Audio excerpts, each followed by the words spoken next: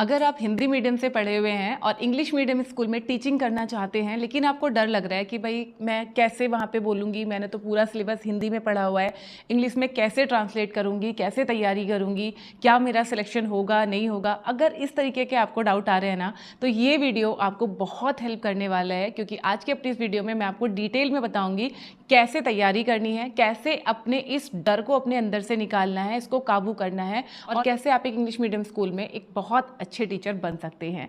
तो चलिए वीडियो को स्टार्ट करते हैं। चैनल पे अगर आप बिल्कुल पहली बार आए हैं या फिर आपने अभी तक हमारे चैनल राइज विद अभिलाषा को सब्सक्राइब नहीं किया है, तो सब्सक्राइब जरूर कर लीजिएगा, क्योंकि इस तरीके की इन्फॉर्मेटिव वीडियोस लगातार हमारे चैनल पे आते रहती हैं। फ्रेंड्स, सबसे पहले तो आप मुझे कमेंट सेक्शन में ये बताइए कि आप जो इंग्लिश मीडियम स्कूल में पढ़ाने के लिए जा रहे हैं, तो कौन से सब्जेक्ट के टीचर आप बनना चाहते हैं। क्योंकि आज के अपनी इस वीडियो में मैं आपको सब्जेक्ट वाइज भी चीज़ें बताने वाली हूँ, तो अपना सब्जेक्ट कमेंट सेक्शन में ज़रूर लिख दीजिएगा, ताकि अगर आपका सब्जेक्ट मिस हो गया हो तो अगली वीडियो में मैं उसको कवर कर सकूँ। देखो, सबसे पहली बात तो हिंदी मीडियम से पढ़े हुए हैं या किसी भी अगर स्टेट लैंग्वेज से आप पढ़े हुए हैं और अब अगर आप इंग्लिश मीडियम स्कूल में पढ़ाना चाहते हैं, तो इस बात में कोई दो राय नहीं है कि आपकी इंग्लिश अच्छी होना बहुत ज़रूरी है। लेकिन कितनी अच्छी?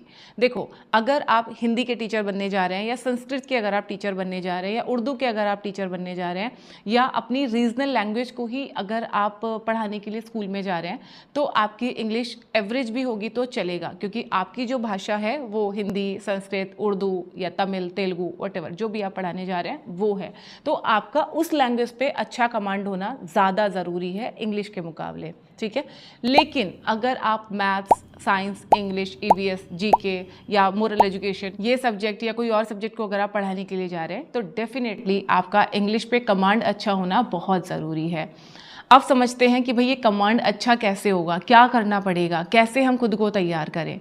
तो सबसे पहला पॉइंट यहाँ पे आता है, अपने डर पे आप विजय पाइए। आप जो ये डरते रहते हो ना, आपके अंदर जो ये एक डर बैठ गया, मैं कैसे करूँगी, हिंदी मीडियम से पढ़ी हुई हूँ, मेरे को तो ज़्यादा इंग्लिश आता नहीं है, ये जो डर है ना, इस डर से आप बाहर निकलिए और अपने अंदर ये विश्वास जताइए कि येस आई कैन डू, मैं कर सकती हूँ, मैं कोशिश करूँगी ना तो कर लूँगी। ये जिस दिन आपके अंदर आ जाएगा तो आप कोशिश करना भी शुरू कर देंगे। और ये मैं हवा में नहीं बात कर रही हूँ, ये मैं अपने एक्सपीरियंस से कह रही हूँ। मैं खुद हिंदी मीडियम से पढ़ी हुई हूँ, मैंने अपनी पुरानी भी कई वीडियोज़ में आपको बताया है। मैं खुद हिंदी मीडियम से पढ़ी हुई हूँ, इंग्लिश मीडियम के बच्चों को पढ़ाया और बहुत सक्सेसफुली पढ़ाया है, क्योंकि मैंने खुद पे काम किया है। अपना वही पूरा एक्सपीरियंस मैं आपके साथ में शेयर करने वाली हूँ। तो देखो, हमने क्या किया, अभी हमने अपने अंदर वो कॉन्फिडेंस लेके आना है कि येस आई कैन डू। जिस दिन आप ये कॉन्फिडेंस लेके आ जाओगे, आगे के रास्ते अपने आप खुल जाएंगे। अब हमने डिसाइड करना है कि हमें कौन से क्लास को पढ़ाना है। सपोज़ आप first, second, third, fourth, fifth primary wing में अगर आप पढ़ाने के लिए जा रहे हैं स्पेशली, तो आपके लिए काफ़ी आसान है। आप क्या करोगे, पहले तो आपको जो क्लास के कुछ जैसे होता है ना, सेंटेंसेस होते हैं, जैसे open your book, listen carefully, don't make a noise, तो ये सब जो चीज़ें हैं ना, ये वाले जो सेंटेंसेस हैं, जो क्लास के जो आपका कम्युनिकेशन सेंटेंसेस होते हैं, इनको आप प्रिपेयर कर लो, अच्छे से तैयार कर लो। रोज़ के 5 सेंटेंस आप इस तरीके के जिसमें आप बच्चों के साथ में कम्युनिकेट कर रहे हो, बच्चों के साथ में बात कर रहे हो, उनको आप पहले तैयार कर लो, ठीक है। तो ये तो हो गया बेसिक। अब इसकी ज़रूरत आपको कहाँ पड़ेगी, इसकी ज़रूरत आपको पड़ेगी इंटरव्यू के टाइम में। जब आप इंटरव्यू देने के लिए जाएंगे, तब आपको ज़रूरत पड़ेगी बेसिक कम्युनिकेशन स्किल्स की, बेसिक कम्युनिकेशन सेंटेंसेस की। आप एक पूरी लिस्ट बना लो कि भाई इंटरव्यू में किस तरह के सवाल पूछे जाते हैं, और उसका जो रिप्लाई है वो आप तैयार कर लो। थोड़ा सा प्रिपरेशन टाइम आपको लगेगा।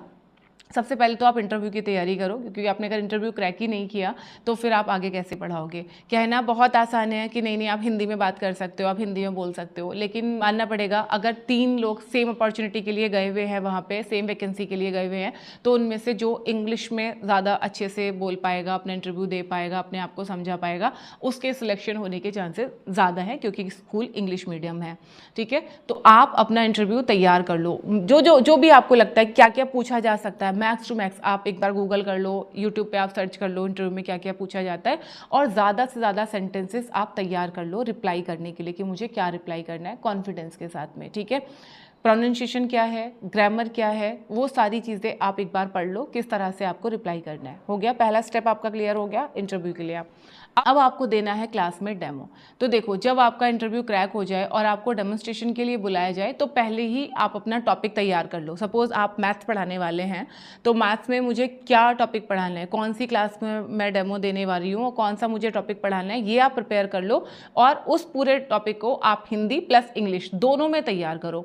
हिंदी में इसलिए क्योंकि अगर आप कहीं पर अटक जाते हैं तो आप रुके नहीं, बल्कि तुरंत अपनी लैंग्वेज स्विच करके हिंदी में अच्छे से एक्सप्लेन करें। डेमोन्स्ट्रेशन के टाइम में आपकी लैंग्वेज नहीं देखी जाती, बल्कि आपके पढ़ाने का तरीका देखा जाता है। कौन सी भाषा बोल रहे हो उससे बहुत ज़्यादा फर्क नहीं पड़ता, अगर आप अच्छे से चीज़ों को एक्सप्लेन कर पा रहे हो, अच्छे से बच्चों के साथ में इंटरेक्ट कर पा रहे हो और अच्छे से बच्चे आपकी बात समझ पा रहे हैं। ठीक है, क्योंकि देखो, स्कूल इंग्लिश मीडियम है, सिलेबस पूरा इंग्लिश मीडियम है, लेकिन अभी भी हम लोग अपनी रीजनल लैंग्वेज बोलचाल के लिए इस्तेमाल करते हैं। जैसे मैं उत्तर प्रदेश में रहती हूँ, तो हम लोग अपना जो हमारा रीजनल लैंग्वेज है हिंदी, हम वही बोलते हैं। हरियाणा में आप अगर रहते हैं तो वहाँ के लोग अपनी लैंग्वेज में बात करते हैं, बिहार में आप रहते हैं तो वहाँ के लोग अपनी लैंग्वेज में बात करते हैं। तो आप जो भी आपके लोकल लैंग्वेज है उसमें आप टॉपिक को ज़्यादा अच्छे से एक्सप्लेन करने के लिए अगर सक्षम है तो आप अपना लैंग्वेज स्विच कर सकते हैं। लेकिन ऐसा नहीं है कि पूरे का पूरा आप हिंदी में ही पढ़ा दो, आप इंग्लिश हिंदी मिक्स करके पढ़ा सकते हो अपने डेमोन्स्ट्रेट क्लास में। ठीक है, एंड आई एम श्योर अगर आपका कॉन्सेप्ट क्लियर है, अच्छे से आपने एक्सप्लेन कर दिया है, बच्चों को अगर समझ में आया है, आपने इंटरेक्शन अच्छे से अगर किया है, आप डेमो टेस्ट में ज़रूर पास हो जाएंगे। डेमो टेस्ट की कैसे तैयारी करनी है इसके ऊपर ऑलरेडी मैंने ये वीडियो बनाया हुआ है, इसको एक बार चेक ज़रूर कर लेना, बहुत अच्छे से एक्सप्लेन किया हुआ है। ठीक है, अब डेमो आपका क्लियर हो गया, अब आपको पढ़ाना है। तो देखो, अगर आप बिल्कुल पहली बार पढ़ाने जा रहे हो तो ऐसे भी आपको लेसन प्लान्स बनाने ही हैं, बस आपको थोड़ा सा मेहनत करना है। लेसन प्लान बनाने के साथ साथ आपको लैंग्वेज पे भी थोड़ा सा काम करना है।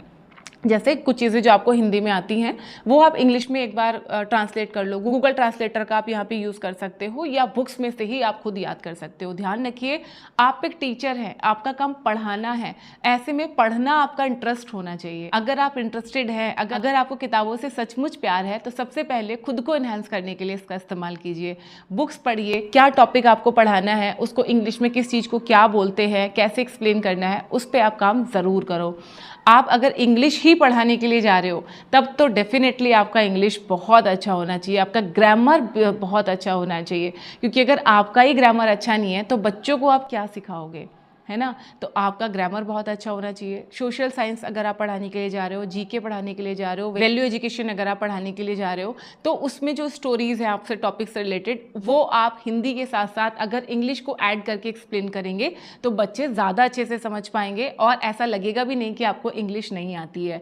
तो इसीलिए पूरा टॉपिक, पूरा चैप्टर एक बार अच्छे से थोरोली आप रीड कर लो ताकि आप अच्छे से पढ़ा सको। हमें दिक्कत तब आती है जब हम पहले से ही बहुत डर जाते हैं, पहले से ही चीज़ों को बहुत हाइप कर देते हैं। अरे अरे पूरा इंग्लिश में बुक्स है यार, कैसे पढ़ाऊंगी। इट्स नॉट टू टफ, आपको सब आता है, आप टीचर बनने के लिए जा रहे हो, आपको सब आता है, आपने सब तैयारी कर रखी है, सब पढ़ा हुआ है, सिर्फ लैंग्वेज का बैरियर है। जब बच्चे उस चीज़ को नए सिरे से पढ़ सकते हैं, सीख सकते हैं, तो क्या आप सिर्फ ट्रांसलेट नहीं कर सकते, क्या आप सिर्फ थोड़ा सा पढ़ नहीं सकते? बिल्कुल पढ़ सकते हैं। तो आप रोजाना के लेसन प्लान बनाइए, चाहे आप स्कूल में पढ़ाने जा रहे हैं, चाहे आप ट्यूशन पढ़ा रहे हैं, लेसन प्लान बनाइए और रोजाना 5 सेंटेंसेस अपनी कम्युनिकेशन में ऐड कीजिए और उनको इस्तेमाल भी कीजिए। अपने घर में भी आप इस्तेमाल करो, अपने बच्चों से बात कर रहे हैं, अपनी फैमिली में बात कर रहे हैं, अपने हस्बैंड से बात कर रहे हैं, अपनी वाइफ से बात कर रहे हैं, तो भी उन सेंटेंसेस का आप इस्तेमाल कीजिए, क्योंकि आपको खुद को इम्प्रूव करना है। अपने बच्चों से जब आप बात करना शुरू करेंगे तो उनका भी कम्युनिकेशन स्किल अच्छा होगा, और जो प्रॉब्लम आज आप फेस कर रहे हो वो कल को आपके बच्चे फेस नहीं करेंगे। देखो, ये आपको मानना पड़ेगा कि इंग्लिश मीडियम स्कूल में पढ़ना बच्चों का और बात करना दो अलग अलग चीज़ें हैं। बहुत सारे बच्चे ऐसे होते हैं जो पढ़ इंग्लिश मीडियम स्कूल में रहे लेकिन वो कम्युनिकेट नहीं कर पाते हैं। उनको आप इंग्लिश में बोलने के लिए बोल दो, उनकी हवा खराब हो जाती है, बोल ही नहीं पाते हैं। वो अपनी जो नॉर्मल लैंग्वेज, रीजनल लैंग्वेज जो घर में इस्तेमाल हो रही है, उसी में ही वो कंफर्टेबल है। अगर आप चाहते हो आपके बच्चे को कम्युनिकेशन का प्रॉब्लम नहीं आए, तो उसके साथ आप इंग्लिश में घर में कम्युनिकेट करो, ताकि आगे जाके उसको ये इश्यूज़ नहीं हो जो अभी आप फेस कर रहे हो। मत भूलिए कि हम जिस चीज़ का जितना प्रैक्टिस करते हैं उतना ही हम उसमें अच्छे होते जाते हैं।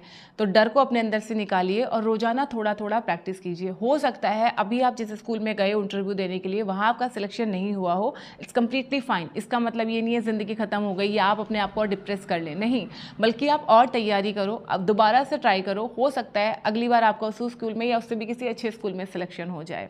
तो जस्ट ट्राई योर बेस्ट, अपने अंदर का डर निकालिए और अपने ऊपर काम करना शुरू कीजिए।